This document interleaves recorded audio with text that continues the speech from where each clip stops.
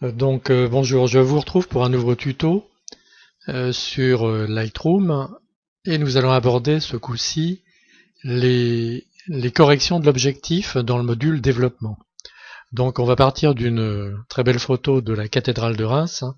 Alors vous voyez, euh, bon j'avais peu de recul en fait, et on se retrouve avec une photo qui est prise en contrebas de la cathédrale avec les, les verticales qui sont un peu déformées du coup. Donc on va aller dans le module correction de l'objectif.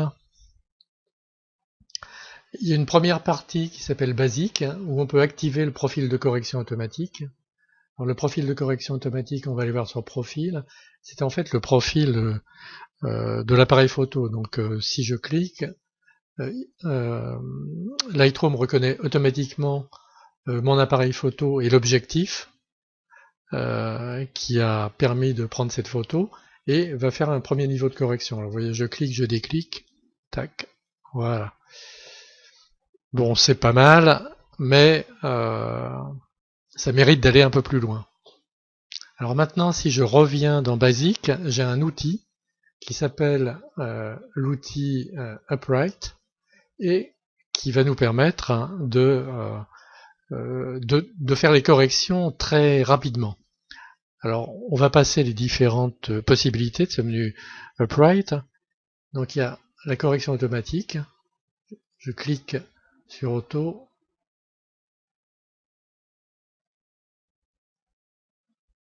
Voilà. Désactive. Je clique. Voilà. Donc, vous voyez, c'est assez impressionnant.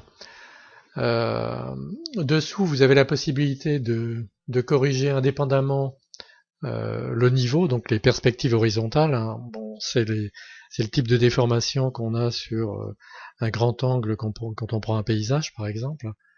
Euh, vertical, donc c'est notre cas actuellement. Donc si je clique sur vertical, bon, vous voyez, c'est peut-être encore mieux hein, que le mode automatique. Et le mode complet corrige en même temps le vertical et l'horizontal. Je pense que le meilleur compromis dans notre cas, c'est vraiment d'utiliser l'outil Upright en mode vertical, voire automatique. Vous aviez vu que c'était pas mal. Alors maintenant, le fait de recadrer, de redresser la photo avec Upright, ça nous bouffe un peu la photo sur le côté et on a des zones blanches. Il suffit de cliquer sur contraindre le recadrage et voilà. Donc on a quelque chose qui est à peu près parfait. Euh, J'aurais pu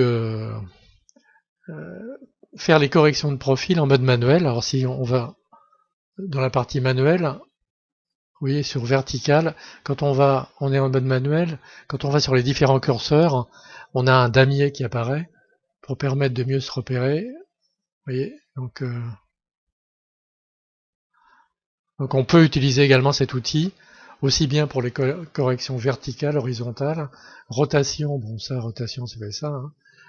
Ça peut être utile dans certains cas, mais pas dans le nôtre, et l'échelle, voilà.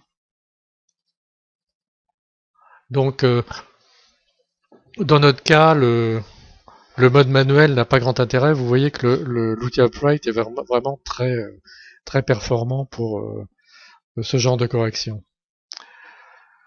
Donc on va passer à une autre possibilité du menu correction de l'objectif qui est le menu couleur. Avec le menu couleur, on va pouvoir corriger les aberrations chromatiques.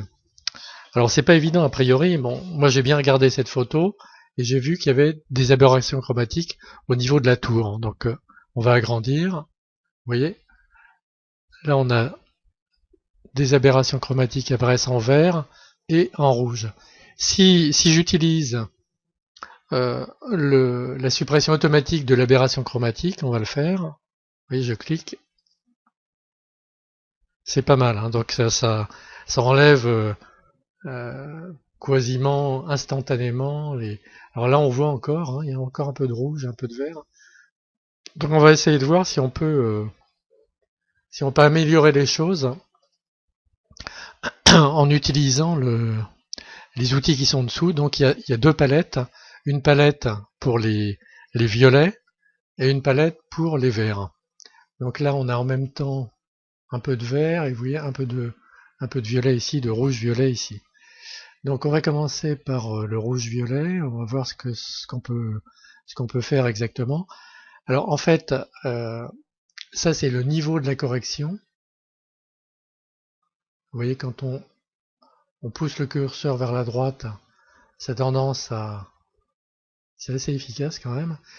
Et là, c'est la fenêtre de couleur dans laquelle la correction va agir. Alors on peut bouger les curseurs séparément, vous voyez, comme ça, et on peut se placer au milieu, et là on va bouger les deux curseurs en même temps.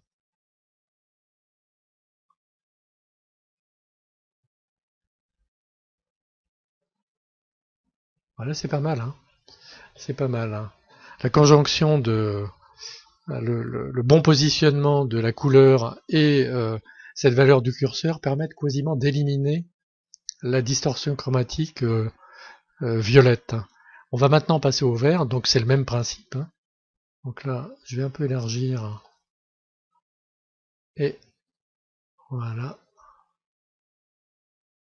On va pas en mettre de trop parce que sinon ça risque d'altérer les autres couleurs. Vous voyez, quand on arrive ici, bon là on a le ciel bleu, et le ciel bleu finalement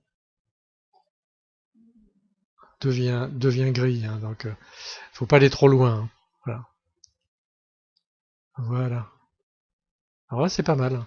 On a un résultat qui est bon, les aberrations chromatiques ont quasiment disparu. Voilà. Bon, voilà pour cette première photo. On va regarder une seconde photo.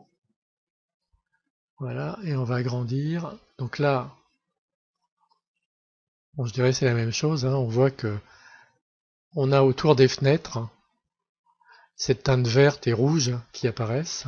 Donc si on utilise l'outil de suppression automatique, voilà, bon, ça disparaît instantanément.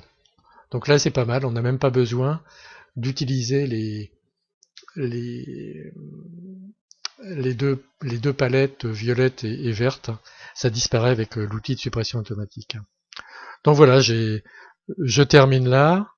On revient, vous voyez, sur l'outil.